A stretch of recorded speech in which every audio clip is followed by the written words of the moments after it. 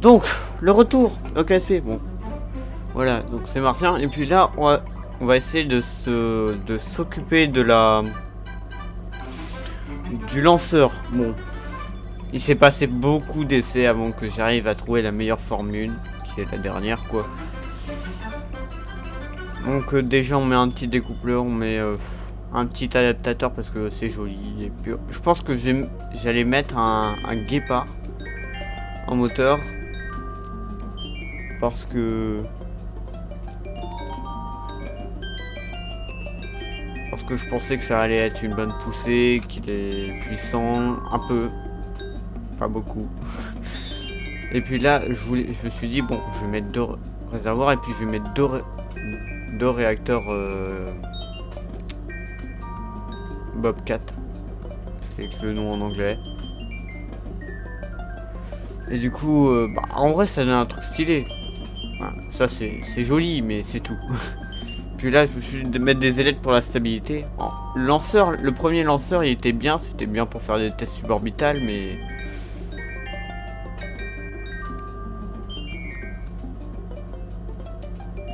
Voilà, je voulais faire un petit peu comme la Redstone à ce moment-là. Bon, c'est ce qui s'est un peu passé, quoi. Donc, ça n'a pas marché. Donc, du coup, on renvoie. Les moteurs sont pas assez puissants, donc on met... Donc la base de KSP, More Add Booster, donc voilà, c'est comme ça que ça fonctionne, c'est tout. Donc on met des 1m25, puis on va mettre des LVT 45 je crois, de tête là. Ouais, ça fournit de la puissance et puis ça donne de la stabilité en plus parce qu'ils sont orientables. Et puis bah... Je voulais les utiliser eux aussi. Bon, ils seront utilisés je crois, je sais plus.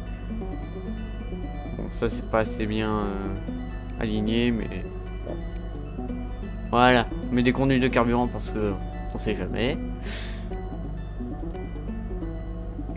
Du coup, pour là, il fallait mettre des panneaux solaires parce que bah il faut de l'électricité. Hein. C'est bien joli de ça, mais si t'as pas d'électricité, bah il y a plus d'essence. Et puis c'est pour ça que j'en ai mis. Mais ça, c'est ma petite technique juste pour avoir du carburant. Faire un peu comme les lancements réalistes, enfin comme les vrais lancements. C'est-à-dire, les moteurs s'allument, puis on les met, ils passent de 0 à 100%. Je regarde un peu la consommation pour voir. Je vérifie que tout est bon. La fusée se grandine un peu. J'ai oublié de mettre le SAS, tout va bien. Donc je me suis dit, je vais faire le même profil de vol que j'avais fait avant. C'est-à-dire, on penche un tout petit peu et puis on verra ce que ça donne.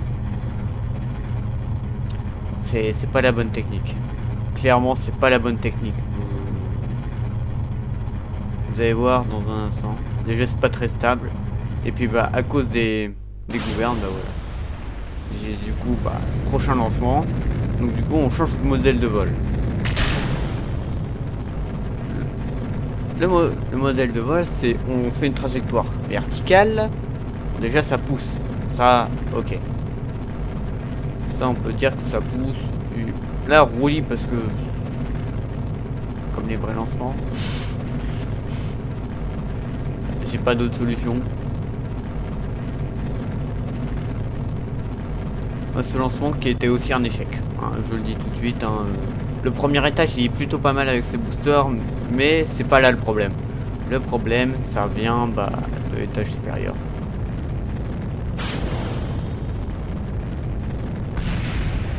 Ça va exploser. Et RC. KSP des explosions. La base. L'espoir. Et Valentina qui est super heureuse. Donc à savoir que bah, cette navette c'est un prototype. Je l'ai appelé le X54. C'est juste comme ça. Très vertical et à un moment quand on passe au-dessus des 20 000 bah, on incline un peu la fusée pour que ça pour prendre de la vitesse horizontale quoi. C'est ça le modèle de vol actuel. Et puis pourquoi changer, pourquoi puis là avec faut un bon taux. Là je regarde juste les forces aérodynamiques, la traînée, tout ça, bon, c'est bien. Là je reprends le contrôle manuel. va commencer à faire une trajectoire. Là on peut voir que les ailes génèrent très peu de potence, c'est normal, on est en altitude, il y a très peu de potence, c'est normal. Et bon, là on est extinction, donc on passe au moteur à l'étage supérieur. Problème, la puissance. Le TWR, le RPP. Ce truc n'est pas puissant, il faudrait changer le moteur. Et aussi peut-être avoir une meilleure efficacité, parce que 900 c'est pas assez. 900 000 secondes, hein, évidemment. Donc du coup, on continue jusqu'à ce que je crame tout, mais bon, hein. De retour dans le VAB, donc là, je sais plus quel changement j'avais fait à ce moment-là. Mais bon. Ah oui, on va faire un étage entre les deux. Parce que je me dis, bon, c'est comme ça. On met un gros réservoir, puis après on met une plaque de moteur, et puis je mets... Je sais pas quel moteur. À la base, je voulais mettre celui-là. Bah, parce qu'il est stylé, quoi. Mais il est un peu gros. Donc après, je me suis dit, skipper. Bah, un skipper, c'est... Non. C'est aussi simple que ça. Bon, après, les terriers. Bon. C'est bien, mais ça pousse pas. Ouais, et puis là, je voulais mettre en x6, mais c'est moche. Tout simplement. C'est moche. Regardez. Et en plus, ces tuyères, elles dépassent. Donc du coup, c'est non. Puis après, je me suis dit, ah, celui-là, il est pas mal. Hein. Puis là, mon cerveau, il a fait ting. Là, je mets ceux-là. Et puis, je voulais mettre genre ceux-là. Mais j'ai réfléchi. Et puis, je me suis dit, on va arrêter d'être débile. On va prendre ceux-là. Qui ont une meilleure puissance. Peut-être un meilleur ISP. Je sais plus. Mais à la base, je voulais en mettre 6. Mais bon, 6 c'est beaucoup trop. Donc 4, ça fait très bien le taf. Donc du coup, 4. Petit spoiler, ça ne suffira pas. Je le dis, hein. C'est les mêmes moteurs que pour l'étage du dessous. Enfin, les boosters. Puis là, j'ai décidé de changer le moteur parce que il n'y a pas assez de puissance. Et vu qu'il n'y a pas assez de puissance, bah on troque les LVT 45 par les 30, je crois. Donc allumage, décollage et tout. Je regarde un petit peu pour voir un peu ce que ça donne. C'est plutôt pas mal. Je skip la première partie et puis bon, on arrive à la fin du second étage parce qu'il y en a 3 maintenant. Mais bon,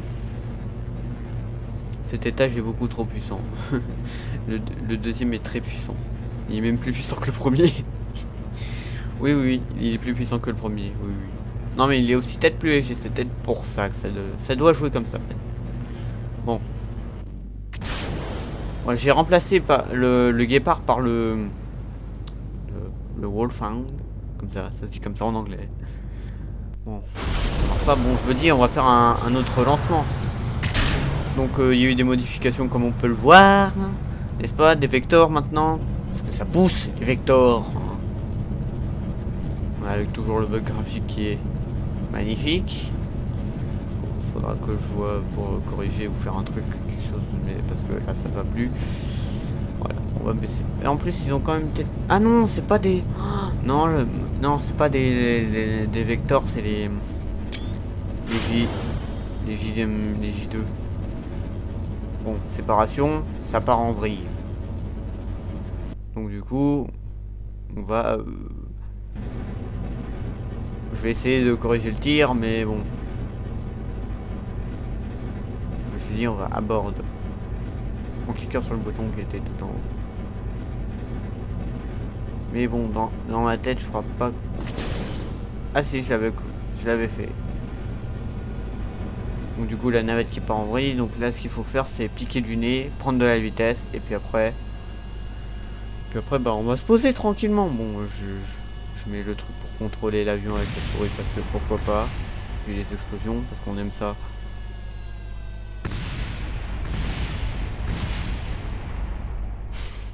Le booster qui s'est éclaté contre le sol.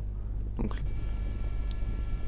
la navette est plutôt pas mal et elle est plutôt bien faite en vrai. Donc ça là je pensais pas avoir trop de problèmes là-dessus. Ça s'est bien passé quoi.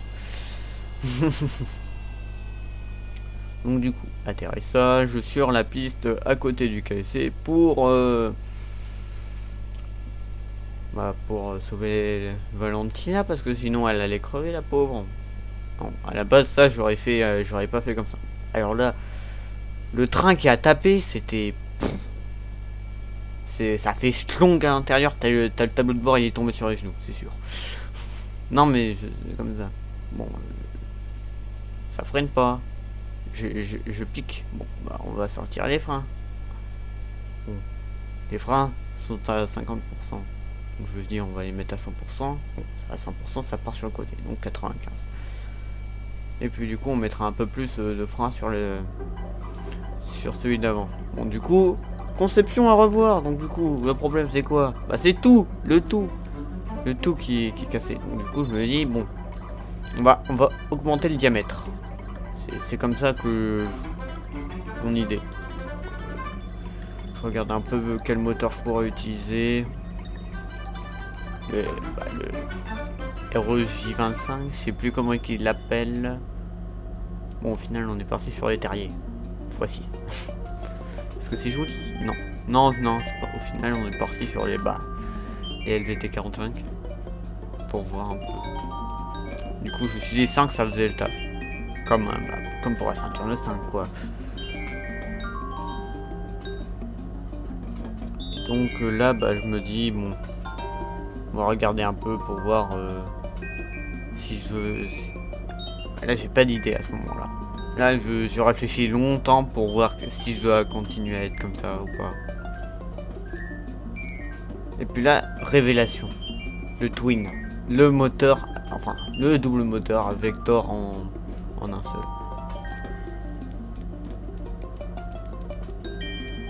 Ouais. Ah non. Même pas, c'est skipper pour nous. Non mais ça a été twin à la fin. Non, pas assez de puissance donc du coup. Les twin qui a environ 2000 kN de poussée. Voici la conception finale et du coup, normalement ça doit le faire. Ah bah, ça l'a fait parce que là j'ai fait un lancement classique Kerbal, c'est tout.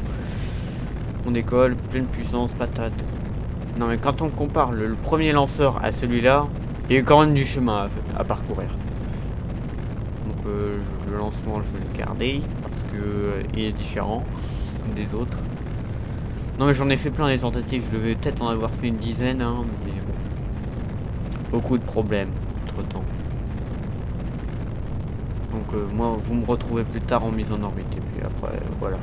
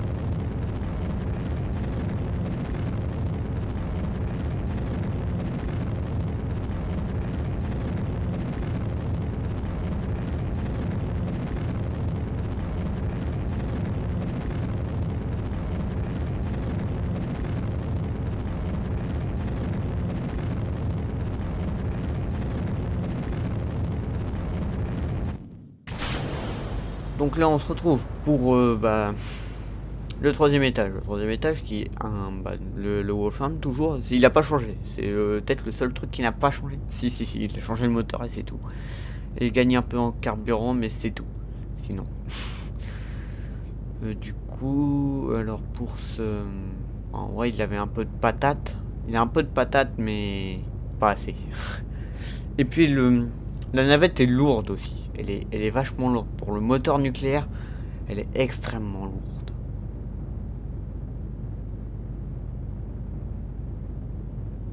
Voilà, je vois un peu en manœuvre. Non, je me dis, là c'est bon, ça peut passer. Sur un malentendu, ça peut passer. Non mais... non, c'est pas sur un malentendu, c'est sûr que ça passe et tout. Là, on a la musique de l'espace pour dire qu'on est dans l'espace. Donc là, je regarde un peu.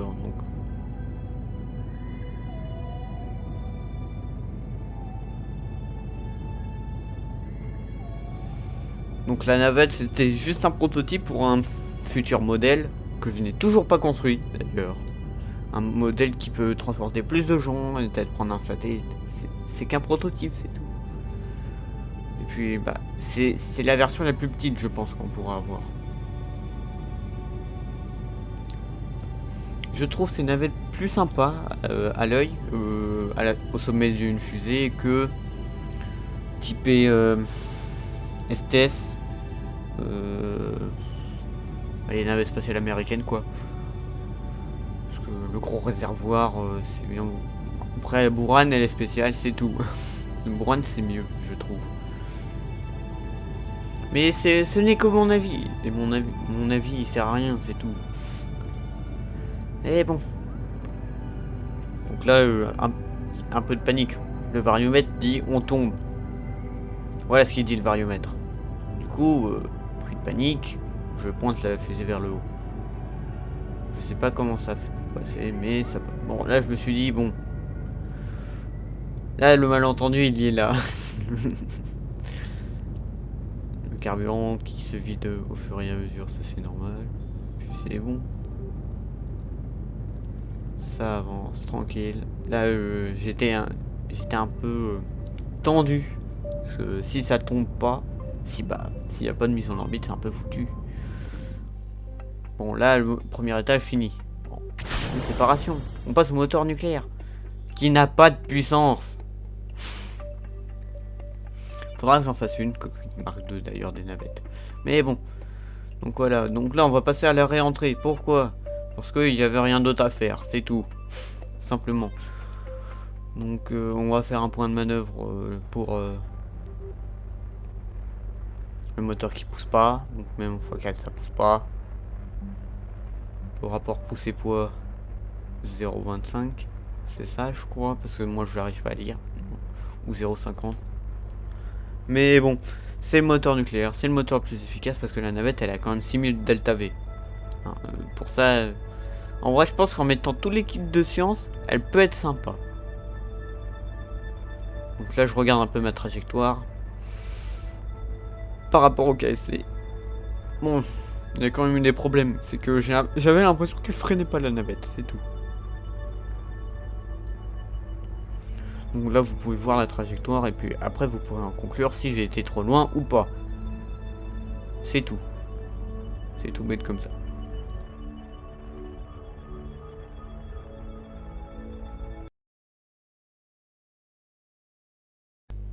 On arrive à la réentrée, donc on a rentré dans l'atmosphère, il n'y a plus de musique, c'est normal.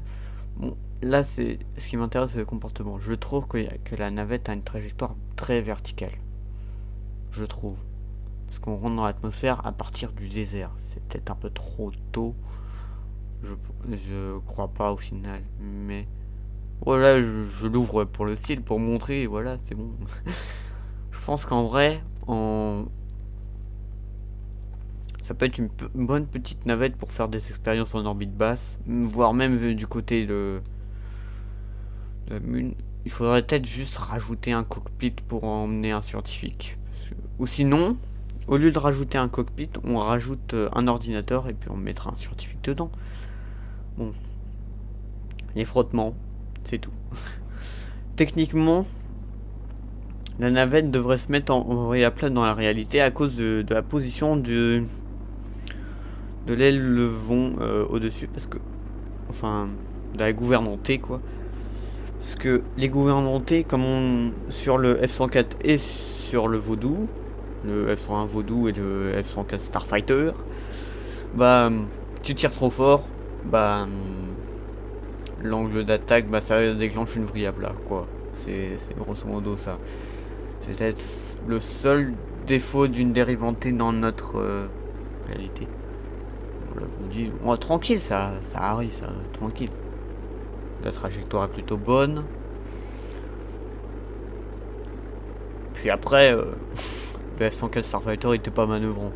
C'était... Ouais, là je me dis, bon, je freine pas assez, donc on va mettre le truc en vertical. Pour voir ce que ça donne.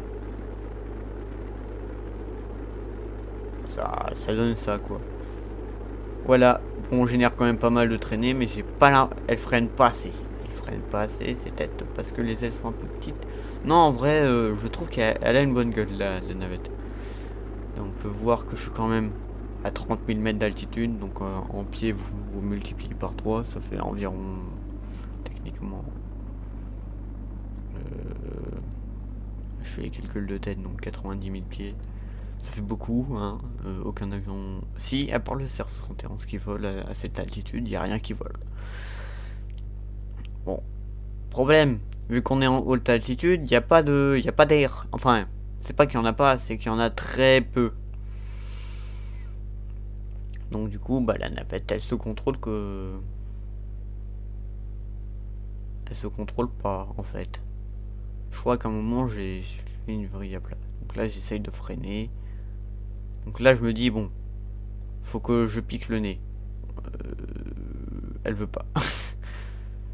Donc du coup, hop les freins à main, et puis on va aller se poser.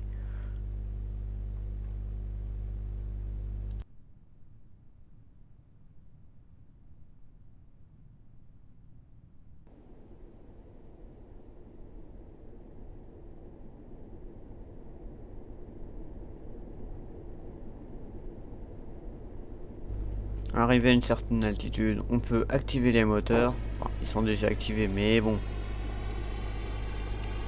Donc voilà, problème là, c'est que c'est à ce moment-là où elle peut devenir incontrôlable. Donc du coup, dans ce cas-là, bah voilà. Là, j'ai fait une sorte de cobra, on va dire. Donc là, ce qu'il faut faire, c'est qu'il faut arriver sur la piste. Donc j'ai complètement overshooté le tout. Ça, c'est la miniature de la première vidéo. Hein. Puis le truc peut aller supersonique. Hein. Là, vous voyez, je me suis dit, bon, ça peut aller jusqu'à combien avec les moteurs. Bon, je me dis, bon, on freine un peu. Je pense qu'il faudrait peut-être rajouter des aérofreins dessus. Oh, c'est rigolo de voir en accéléré x3 là. Bon, ça freine pas. On fait un touch and go. Enfin, un très long touch and go. Donc là, je me dis, bon, ouais, on va partir vertical parce que ça... Bon, au final, on est parti sur le côté. Ce que j'avais peur là, c'était le décrochage. Le décrochage dynamique ou les décrochages aérodynamiques. Mais bon, la navette sera posée. Puis on va s'arrêter sur ça. J'avais un AOA beaucoup trop élevé. Moi je m'arrête là pour cette vidéo. J'espère qu'elle vous a plu. Voilà.